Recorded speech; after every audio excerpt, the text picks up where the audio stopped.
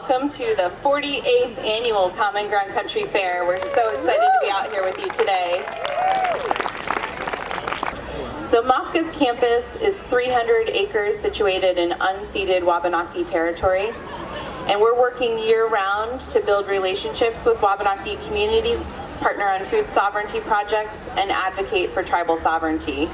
We encourage everyone here today to visit the Maine Indian Basket Makers Alliance tent, which is right over here on the Commons, and support the incredible Wabanaki artisans and learn more about Wabanaki culture.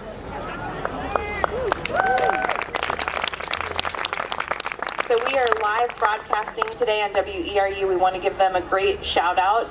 And if you've been tuning into Keynotes before, today is going to be just a tiny bit different in that I get the incredible privilege of being in conversation with Dr. Ayana Elizabeth Johnson. So please join me in welcoming her to the Common Ground Country Fair.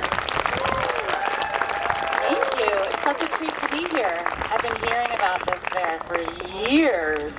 Well, we are excited you're here, and I have a lot of questions for you. All right. But I'm going to share just a little bit of your background to give folks a little flavor of what we're in for. Such a treat today. So Dr. Ayana Elizabeth Johnson is a scientist, a policy expert, writer, teacher, and she's working to help create the best possible climate future. She co-founded and leads the Urban Ocean Lab, a think tank for the future of coastal cities, and is the Roux Distinguished Scholar at Bowdoin College. Dr. Johnson authored the recently released book, in fact, just this week it was released, What If We Get It Right? Visions of Climate Futures.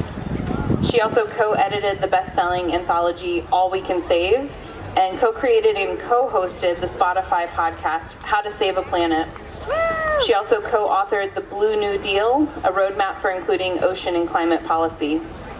And the book that we're going to talk about today, and all sorts of other fun topics, really has scientists, writers, filmmakers, and artists that have shown us repeatedly and in great detail that the climate apocalypse we will trigger with business as usual, that it will take massive transformation to avoid that future. And when it comes to climate change, there's an important question we don't ask often enough, which is, what if we get it right?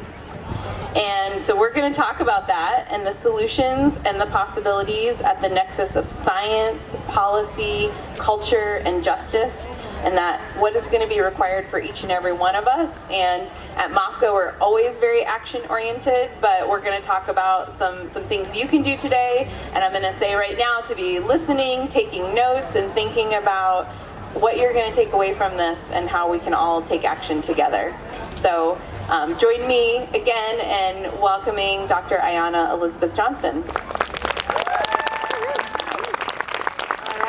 I'm so glad to be here, and I'm so glad that you offered to do this in conversation with me. I was invited to give a speech, and I was like, I don't want to stand up here and lecture at you. I want this to be a conversation. So we're also going to have time for Q&A in this hour. But yeah, you're in charge. Where do you want to start us off? Well, we're going to start off, and I had the incredible opportunity to meet you a little while ago. Actually, a mutual friend, Barton Seaver, first introduced us when he let me know that you were moving to Maine, and that was a really fun new information and development, and excited to meet you where you live in Freeport. And I'm hoping we can just start as a Maine resident, how your journey and story to how did you get here? I'm so glad to be here. I grew up in Brooklyn, in New York City, for my whole childhood, and was always seeking out those little bits of nature, like the worms in the backyard and the autumn leaves on the way to school and the fireflies and all of it. And I had some chances to get out of the city in the summer. My mother made very sure that I had a relationship with nature. And when I was 5, we went to Florida, to the Florida Keys on a family vacation. My dad's from the Caribbean, so he was very excited to get back to warm water. And I saw a coral reef for the first time through a glass bottom boat, and I went snorkeling, And my mind was blown that there was this super colorful, vibrant, crazy other world happening within this turquoise sea, and I just wanted to know everything about it. And I think it's a pretty common dream job for a 5-year-old to want to be a marine biologist. Anybody else have that as a dream job? Anyone else actually do it? We've got a few, so shout out to the ocean science folks in the house. But I think like many of us, my dreams sort of meandered, and I wanted to be next. Learning about the civil rights movement, I wanted to be the lawyer that got the next Martin Luther King out of jail, which is an incredibly specific dream job. And then as I started hiking and backpacking, I wanted to be a park ranger because I thought, you could get paid to hang out in the forest, which is clearly the best job.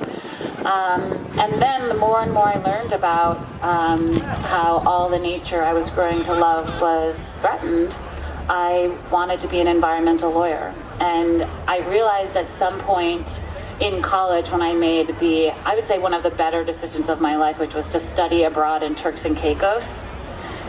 I was in the Caribbean hanging out and realizing, studying a marine protected area, that you could do all of those things together, right? It's the science, it's the policy, it's the working with communities, it's the justice piece, it's the law, and it's the protection, the park ranger part too.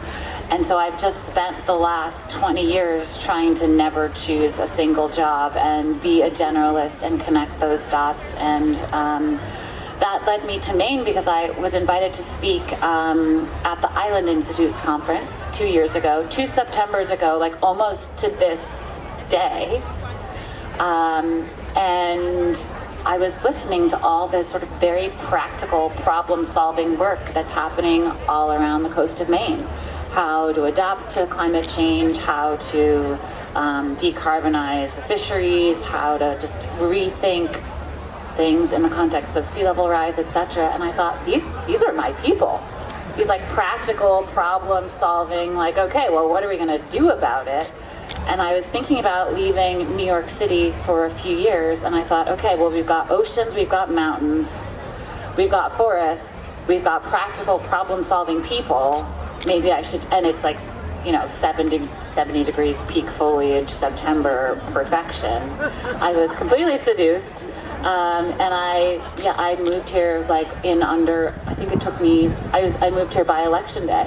I met through Barton Seaver, Congresswoman Pingree, and she was like, well, you got to move here in time to vote for me. So I got here 2 days before election day 2 years ago, and I'm very, very glad to call Maine my home now. Great. Well, we are so excited that you're here. And, I want to get into the book a little bit, which is What If We Get It Right?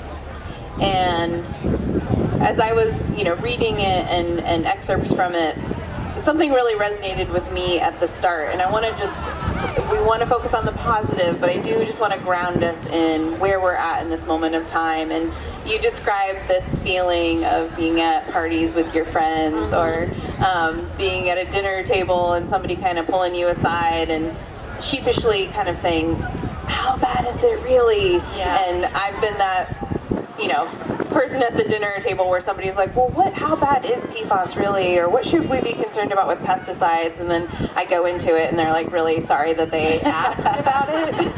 It's really a miracle either of us get invited to dinner parties. I know, we're the worst dinner party guests. Yeah, we should just have dinner with each other. Let's make it happen. So where are we at in this moment in time with just what do we need to know of the science and what that's telling us and what the urgency is for action? It is all the way urgent. I come at this foremost from the ocean perspective, and the thing that really blows my mind is that we have changed the chemistry of seawater. The ocean has absorbed so much carbon dioxide that the pH of the ocean has changed. It's getting more acidic. And of course, we have all these species that have evolved to live not just in a specific temperature range, but in a specific pH range or salinity range. And all that is getting thrown out of balance. And our currents are driven by temperature and salinity gradients, so currents are starting to shift. And the way that currents move around the ocean moves heat around the planet, so that's starting to have these ripple effects from phytoplankton all the way through the food web. So yeah, the ocean has absorbed about 1/3 of the carbon dioxide that's been emitted by burning greenhouse gases. And so the ocean has done a lot to buffer the impacts of climate change. If we had, 1/3 more carbon dioxide in the atmosphere, we'd be in even more trouble. And the ocean has, even more than that, absorbed over 90% of the heat that those greenhouse gases have trapped. So the temperature of the ocean has increased because of that. And we see that species are starting to move towards the poles, the ones that can shift their ranges, and then things like coral, etc., are just having trouble because they're stuck. And the place where I learned to swim in Florida, the water hit 100 degrees Fahrenheit last summer, which is literally hot tub temperatures, right? That's not normal. And we're seeing all these effects start to happen in Maine with lobsters, ranges shifting. I mean, lobster used to live in Long Island Sound, and you don't find them there anymore. So just the way that species are having to relocate is something that is a great concern. So, I mean, I'm just going to stop there because there's a long list of changes that we should be concerned about, and I think most of you are probably very familiar with. Anyone who's been in the same place for more than a decade is seeing these things firsthand. I just got here, so I'm just reading about it anecdotally, but the time when you see the first flowers, the time of planting and harvest and all of that, just farmers having to adapt to a new cycle and a less predictable one is a very big deal. Yeah, I think we've heard repeatedly that the Gulf of Maine is one of the fastest warming parts of the ocean, and so definitely being on the forefront of that and understanding the real impacts that are happening. I mean, we all know these incredibly strong storms that are coming that are damaging our coasts, but even inland, right, in the middle of winter, just these massive shifts that we've never seen before and happening really quickly. My favorite climate scientist, I don't know if you're allowed to pick favorites, but it feels sort of wrong, but Dr. Kate Marvel at NASA, she describes a warmer ocean as hurricane food, which is just fueling these storms in a more intense way. Yeah, her interview too, and just one of the things she said is just how lucky we are to have such a lovely planet, and that there's... Earth is pretty good, you guys. Yeah. Yeah. Turns out there's not many other places out there, right? This is the one. This is the one. Yeah, we're not all moving to Mars. So cute idea, but no. Not going to happen. So let's start to get into the solutions, right? So, what inspired this question for you? What if we get it right? I think it was just so much media about getting it wrong. I was just like, this is not that helpful, right? All these apocalyptic movies and all the news that's covering all these increasingly unnatural disasters. And of course, we need to know about that stuff. It's helpful to think about what we want to avoid, but I don't know that for me, and probably for a lot of us, that's very motivating. If you don't know what you're working towards, if you don't know the future that you're running to, it can feel like you're running into a void, which is like doesn't feel safe, right? And so we're told that if we do all these things, it will be better, but I feel like we need more concrete visions of climate futures. And so this was, in a way, my attempt to help fill that gap a little bit. But also I've just been so disappointed in the way that culture has ignored the solutions. And so people just aren't really familiar with that or motivated because of this gap. And this big title question, what if we get it right, came to me, and then I would totally intimidated myself out of writing the book, because who am I to answer a question that big as one person? And so as you alluded to, this book is full of interviews. So there's 20 interviews in here with some of my dearest friends and colleagues who have helped me to see the way forward and make it all feel much more tangible and tractable and possible. Because I think between this apocalypse and perfection, there's this whole range of possible futures and we kind of miss that it's not binary. It really is like innumerable different futures we could have. And so speaking with them in this book was such a treat, including some people who are farmers. Yeah, I was really excited to... And they get the top billing. I mean, that's the first section of the book, is the replenish and regreen. Yeah.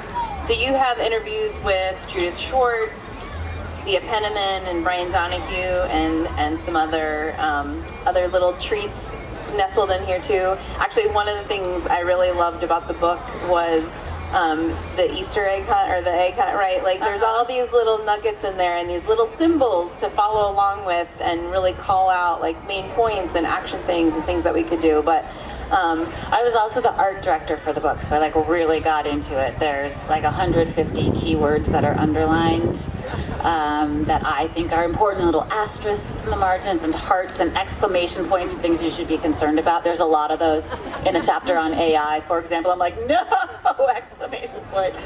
Yeah, but there's a lot of hearts in the regreen section. Yeah, well, I wondered if you opened with the regreen section because you actually have a really personal connection to agriculture, and it's near and dear to your heart too. And I wonder if you could just share a little bit about that part of your life. Well, I think like many of us, if you aren't farmers now, someone in your family was, going back a few generations, and I certainly have some version of that on both the Jamaican side and the Newfoundland side of my family. And just hearing about, the mango tree in the backyard and the chickens in the backyard when my dad grew up, and my mother, when she retired from being a high school English teacher in New York City, she taught in the public schools for 37 years. And when she retired, the first thing she did, yes, shout out to all the teachers.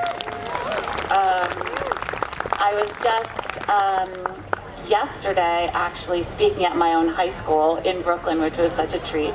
And saw my third grade teacher and my librarian and my math teacher. But when my mother retired, she bought a farm, basically like took a Greyhound bus up from New York City, upstate New York, saw this farm. It was in the same family for over 200 years and was about to be sold to developers and subdivided. And she said, I'm gonna save this farm.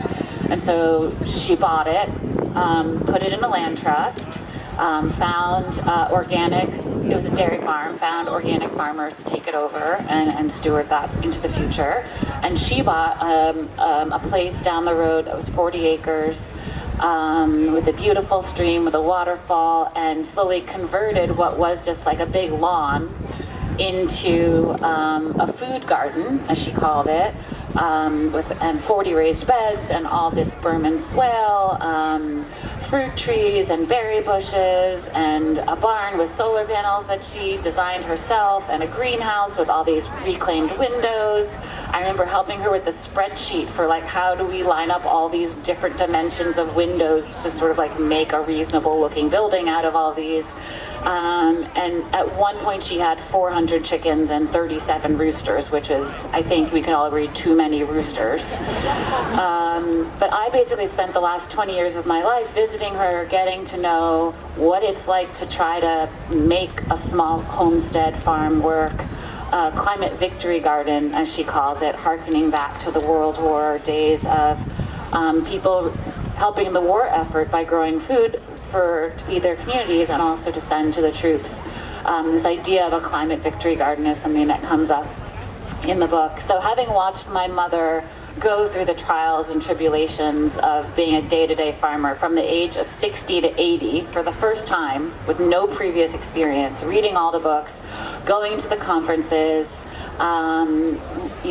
studying all she could to understand, I was just really impressed and inspired and had just a new appreciation for the food that I eat, and a much deeper level of annoyance for anyone who would try to like bargain at a farmer's market with a farmer about the price of their vegetables. I'm like, excuse me, you're getting a great deal. Do you have any idea what it took to get that tomato here?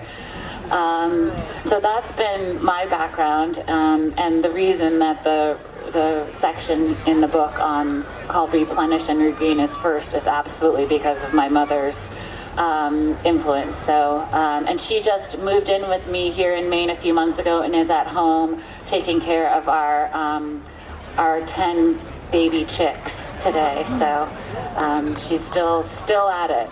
Yeah, excited to hear that she's going to reunite with some new chickens. That's exciting. So we want to talk a little bit about the substance of this chapter, and here at MAFCA we talk about food sovereignty. MAFCA really came out of Back to the Land movement in the 70s and was really started with a lot of just peer-to-peer sharing, just people trying to figure it out together and figure out how can we do something that's really healthy, and that was also kind of a protest movement to industrial agriculture. So big question, and maybe you want to share an excerpt from the book to help answer this, but we know what we want the food system to look like at MAFCA. What do you think, or the folks that you talk to, what was their vision for what the food system looks like if we get it right?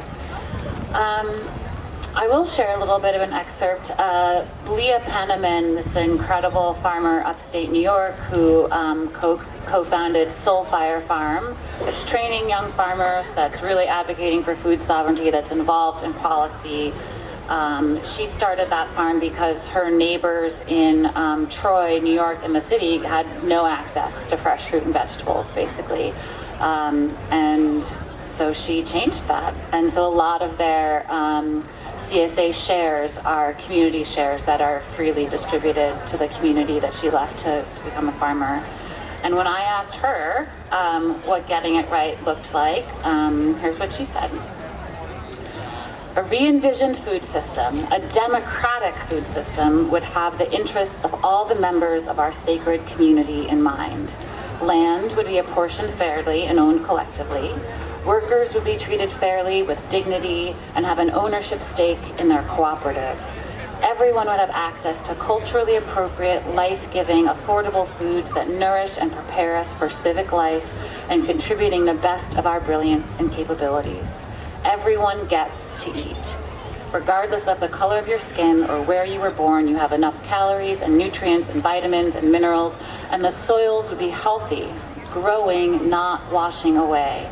It's got, in our region, at least 10% organic matter and a rich microbiome. The seed is a heritage seed that is not genetically modified, that is passing on a story of a people.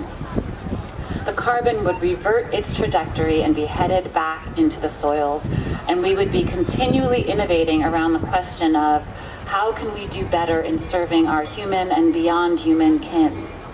My daughter, Nishima, when she was really little, she said, "The food system is everything it takes to get sunshine onto your plate."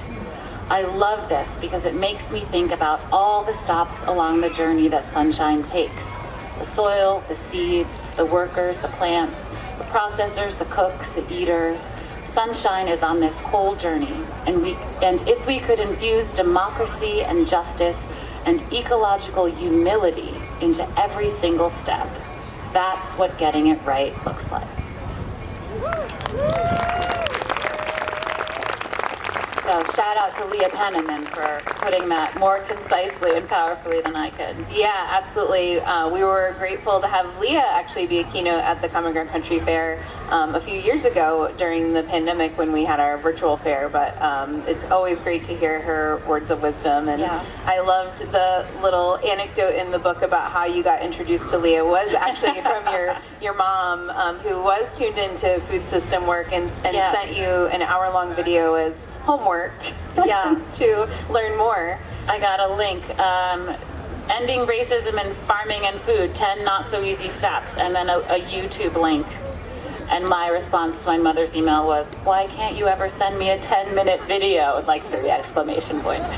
But I watched the whole thing and was totally captivated, and ended up going to Leah's farm and interviewing her for my old podcast, How to Save a Planet, and just being like, as I got to the farm and sort of down this tree canopied driveway, and it sort of opens up and you see all these rows of diverse crops and their straw bale house and all of it, I just had this feeling like this is what freedom feels like. To be able to support yourself, your family, your community, to be a part of giving back, to be a part of nurturing the land. It was just this incredible sense that I got of how powerful that is. And I'm just so jealous of all of you who are doing some version of this, who get to feel that.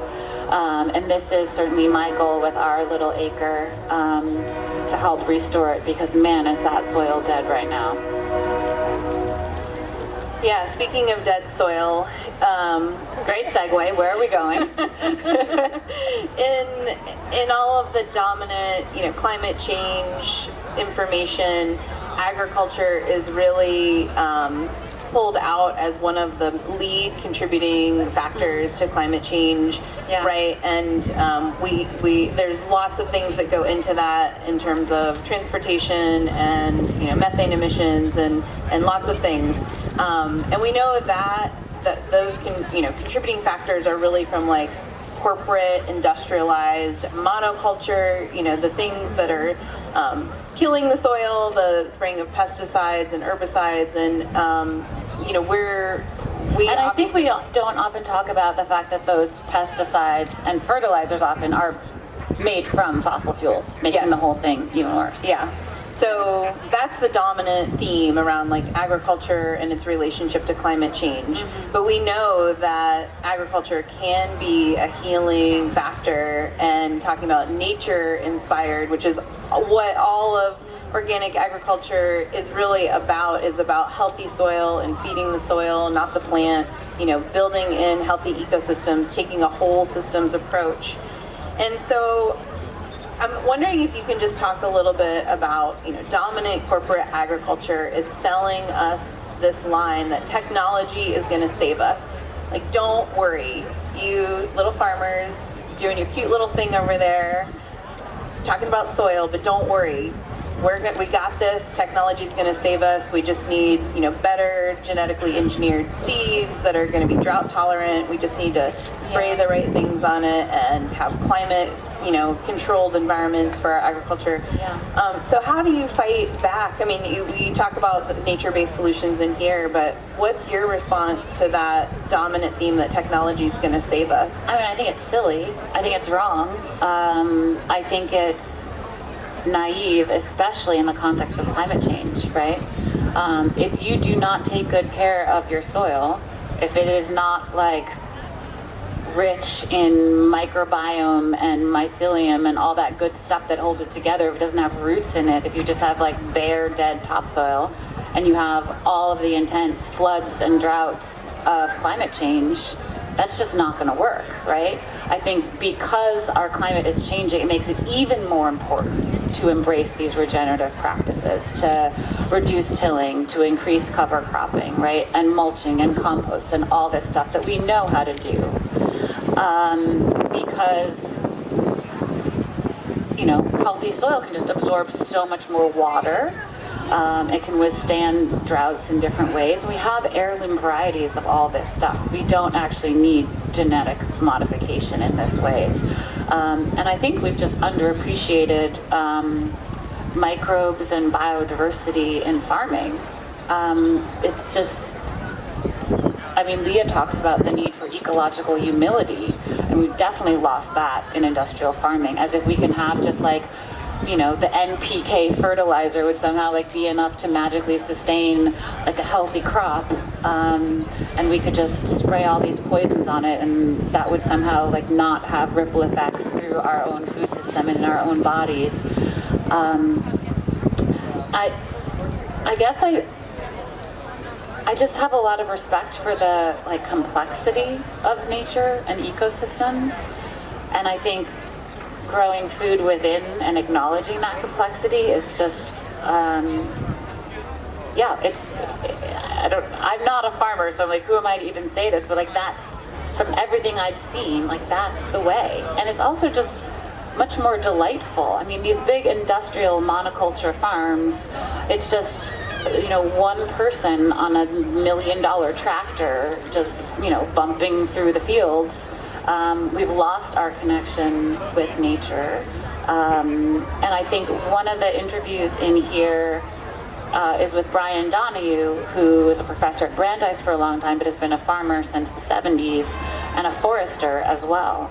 And he co-authored something called the New England Food Vision, which is basically a way that this region can get back up to producing 50% of our own food. Not 100%, right? Like, we're not gonna always grow all the grains that we need right here. We have the Midwest for a lot of those kinds of things.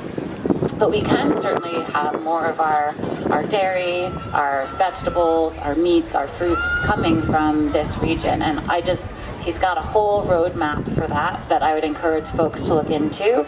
And right now, about 1% of New England is farmland.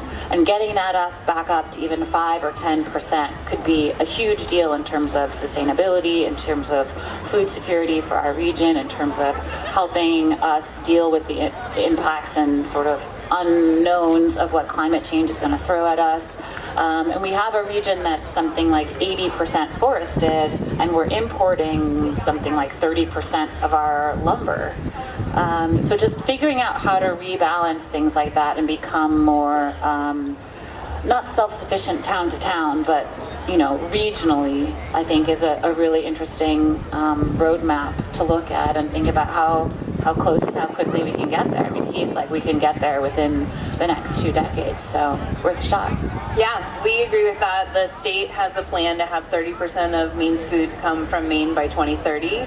Excellent. We're at I think the latest I heard was recently 3.4%. So we've got a ways to go, but I know that the Mafka community is a great example. And actually right here at the Common Ground Country Fair is a great example. I'm looking over to the food area.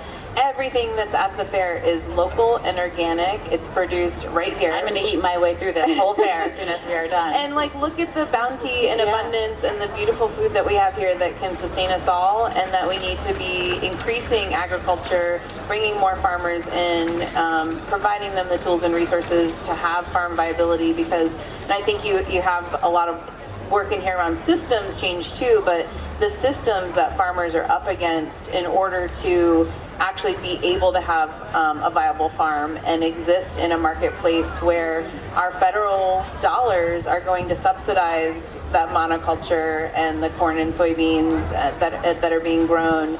And a little tiny more of it is finally trickling into local food systems in a more meaningful way. But there's so much that we could shift at the federal level in terms of where we're making those investments and how we're making that happen. Yeah, in my next lifetime, I'm just gonna take on the Farm Bill. This is my masochistic reincarnation plan. To rewrite that thing from scratch. You're in good company. Yeah. Yeah, we're working on it right now. Thank you so much. We talked about this before coming onto these microphones. I wonder if it might be worth sharing a bit more of Brian Donahue's that would be great. Vision there. I'll just read these 2 paragraphs from him. He wrote a pamphlet, a manifesto of sorts called Go Farm Young People and Heal the Country. And I know that MOFCA does a lot to support new farmers, so this might be of interest to you.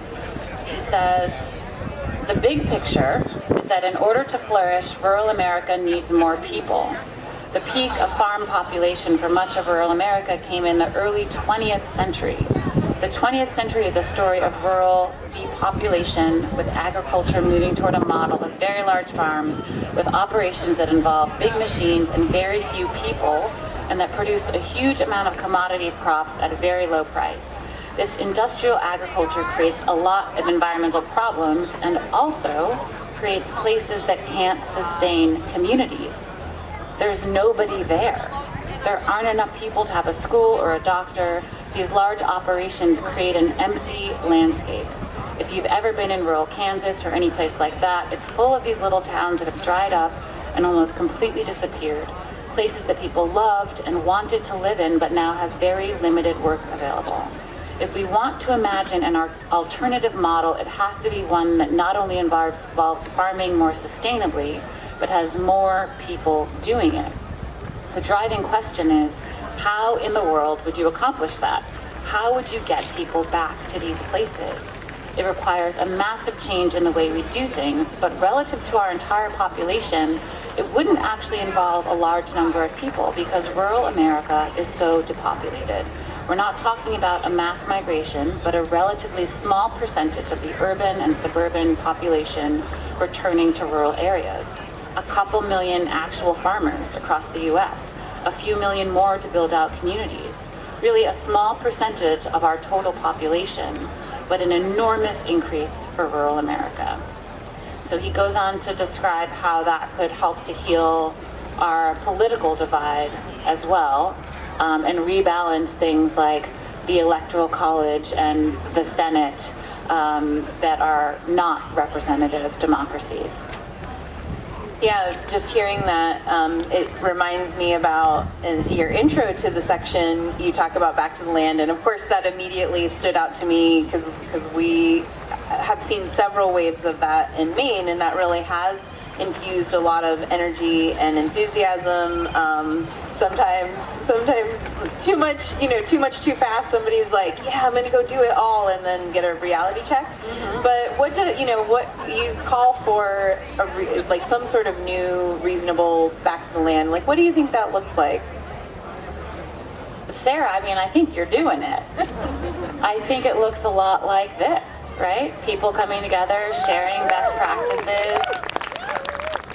I've been gawking at the blue ribbon beans in there. I think embracing the diversity of farming in all senses of the word, right? The types of things we grow, the people who are growing them, the sort of welcoming community of it all. I think a lot has to change, but this sense that there's like a sweetness to a more rural life that I think a lot of people are craving and feeling so disconnected from nature and all of the sort of anxiety that goes along with that as people who are concerned about the climate crisis but don't know what to do. I'm like, just get your hands in the dirt, You'll hold a baby chicken. That's what I'm going to do when I go home tonight, right?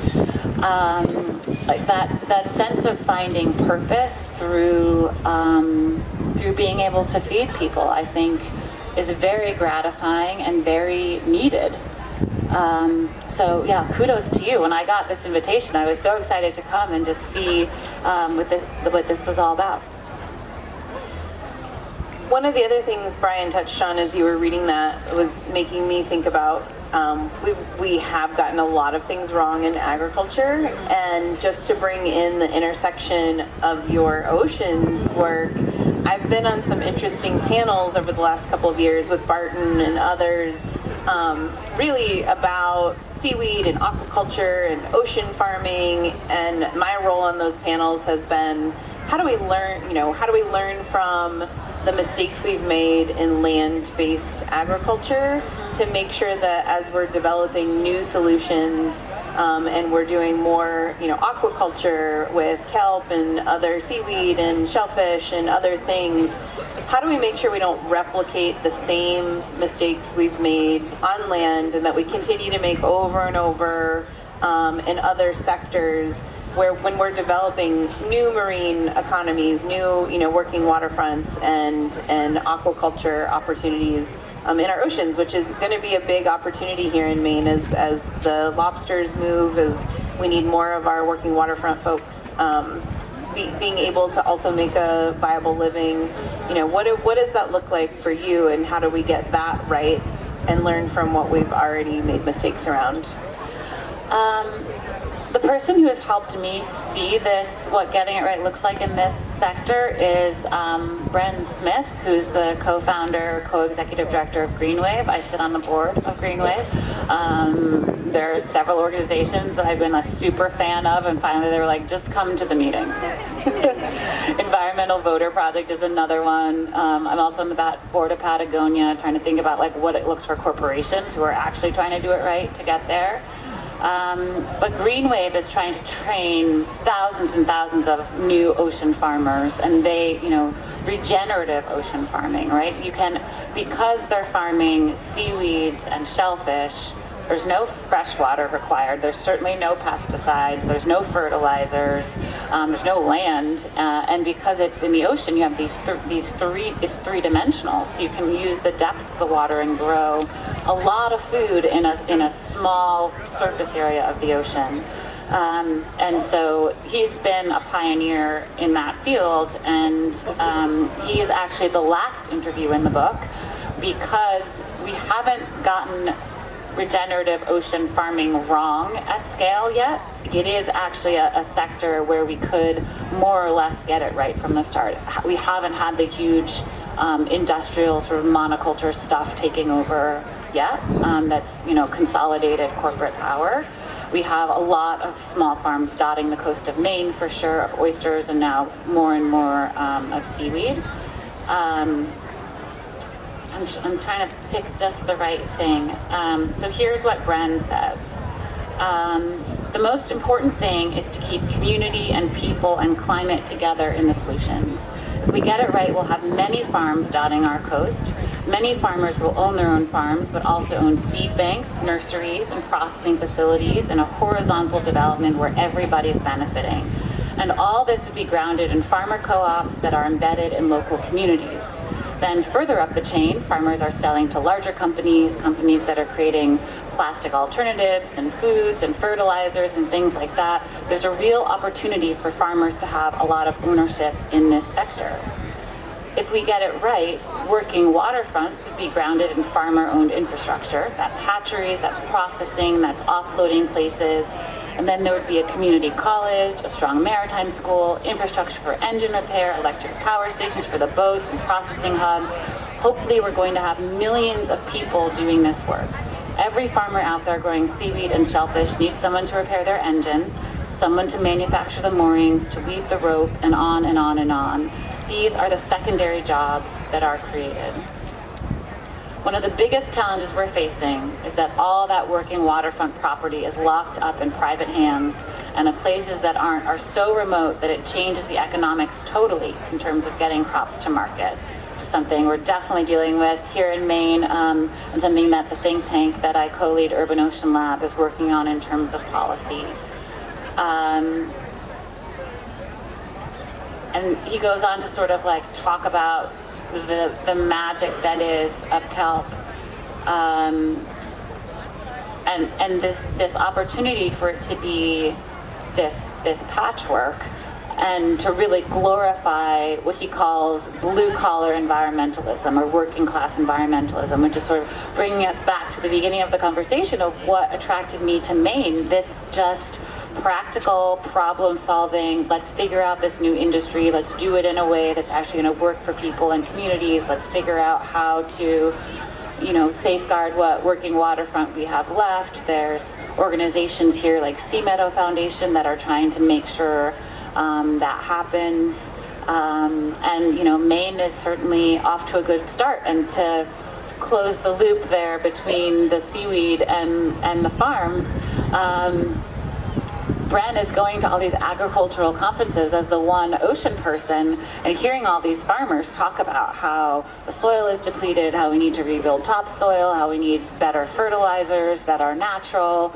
And he's like, well, all of the topsoil ran down the rivers to the sea and is causing algal blooms and eutrophication because it's too much nutrients in the ocean. So he's like, why don't I just grow seaweed and sell it back to you and bring that seaweed back in as fertilizer. So I had actually hoped that my mother would move to Maine 20 years ago instead of upstate New York, so we could have been part of that cycle a little earlier. But here we are now, and it's great to see this industry being supported, and through GreenWave, actually something called the I'm going to get this wrong, but the Kelp Climate Fund or something like this, where they're actually paying farmers on the order of $10,000, $20,000 a year for the climate benefits of all of their seaweed farming. And all that those farmers have to do is share their data about how their kelp is growing, so that they can continue to understand how this industry can develop in a way that works for people and the planet. to shift to a few questions from the audience. If you have a question, please come line up here by the stage, and we'll take your questions. While folks are coming up and potentially lining up with their own questions for you, I wanted to give you an opportunity. You talk a lot about getting people to tap into their climate superpowers and finding this nexus of where we can take action. And can you just share a little bit about that? This idea of like a climate action Venn diagram with 3 circles. I'm really into Venn diagrams. And that appears at both the beginning and the end of the book. I also gave a TED talk about this if you want like the 10-minute version instead of the 2-minute version. But basically, the first circle is what are you good at? Because I feel like for so long the environmental movement has been asking us all to do the same generic list of things, right? To protest, to donate, to spread the word, to vote, to lower our carbon footprints, and those are all great things to do. I do my best at all of those things, but if that's all I did, that would be a waste of my training, the skills that I've developed, etc. So I'm encouraging people to really think about what you're good at and what you can contribute to climate solutions that's unique to you, the skills, the resources, the networks that you can bring to bear. And then the second circle is what needs doing. So what are the climate and justice solutions you want to work on? And, more specifically than agriculture, there's tons of that stuff, whether it's preserving heirloom seed varieties to adapt to the different climates and changes that we're dealing with, or it's working with the land trust to make sure we're preserving agricultural land, or the working waterfront stuff for seaweeds, right? Or the farm bill, for goodness sakes, making sure we're subsidizing the right kinds of things. There's a huge universe of work that needs doing in agriculture. And then the third circle is what brings you joy, because this has got to be the work of our lifetime. So please don't choose something that makes you miserable just because it's important and you're good at it, but try to find things that are actually delightful or satisfying or gratifying in some ways, because that's what will keep us going and keep us from burning out. I mean, we all know people who are doing important work who are just totally spent on it. And also, try to work with people you enjoy. That keeps you going too. And so everyone finding their own unique sweet spot at that intersection of what you're good at, what needs doing, and what brings you joy is, I think, what will get us so much further, so much faster in terms of solutions than if we all do the sort of navel-gazing obsession over our own carbon footprints and just think about our individual actions and our at-home actions instead of also thinking about what greater contributions we could make. And I think it's important to say that doesn't mean like everyone should quit their job and become a farmer, although that wouldn't be the worst outcome for sure.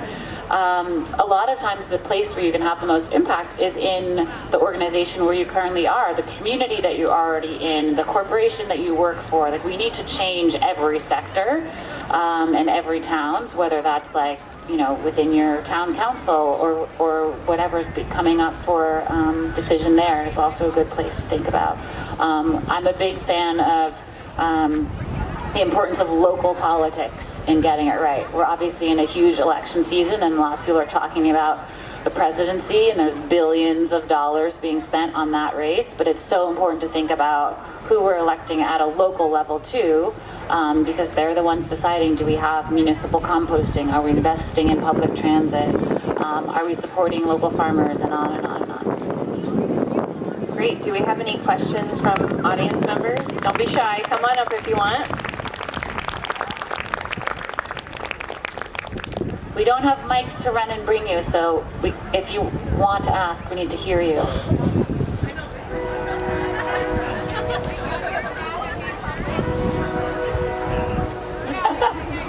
He thinks I'm a badass. I'll take it.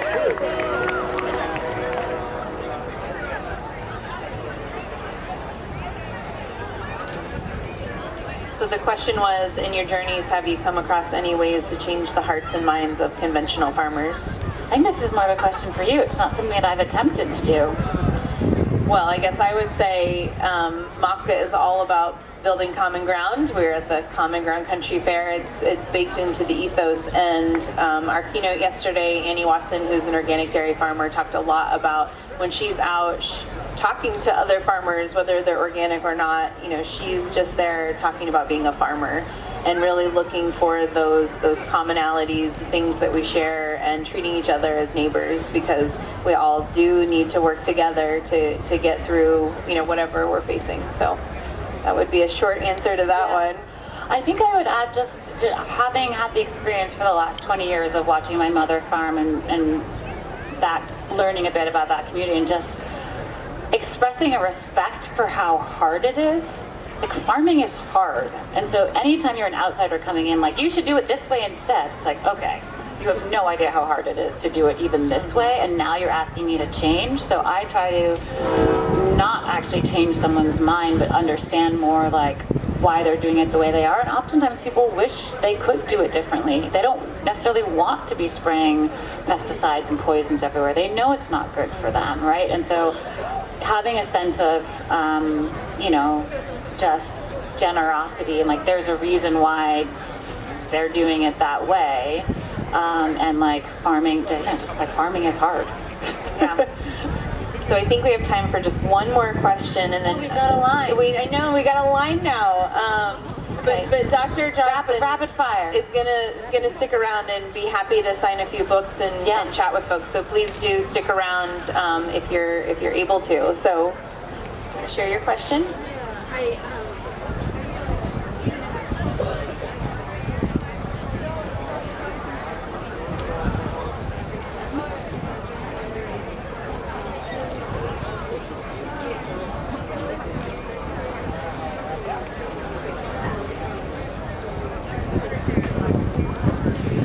So the question was, petroleum is in everything. Do we have good solutions to really shift away from petroleum in the near term?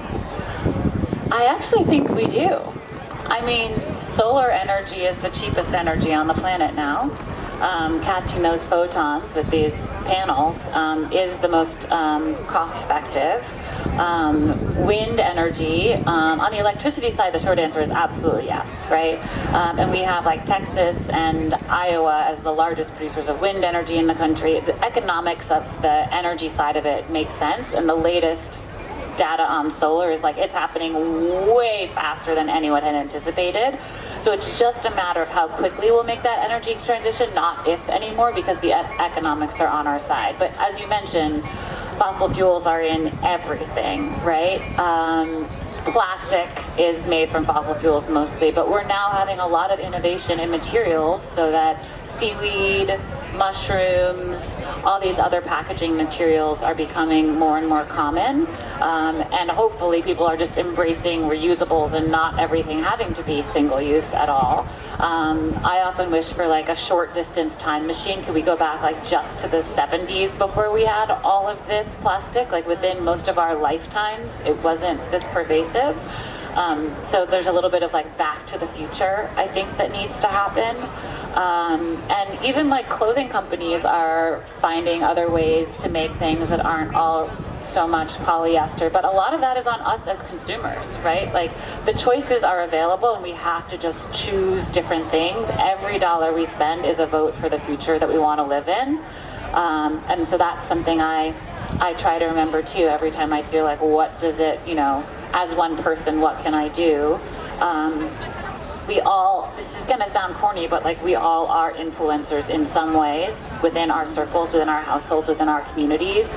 And the number of people that have changed their practices, not because of my books, but because of these dinner table conversations about just like, oh, this is the way I do things, or like this is where I've learned about this or gotten this new way, can be really meaningful. So I would just encourage all of us to keep spreading the word about these different ways of doing things that are lighter and kinder to the planet and all the species we share it with.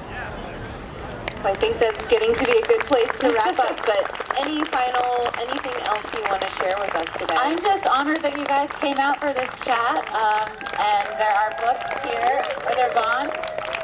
We sold all the of books. Wow. Okay. Well, if you want me to sign your book, I'll be here for a little bit.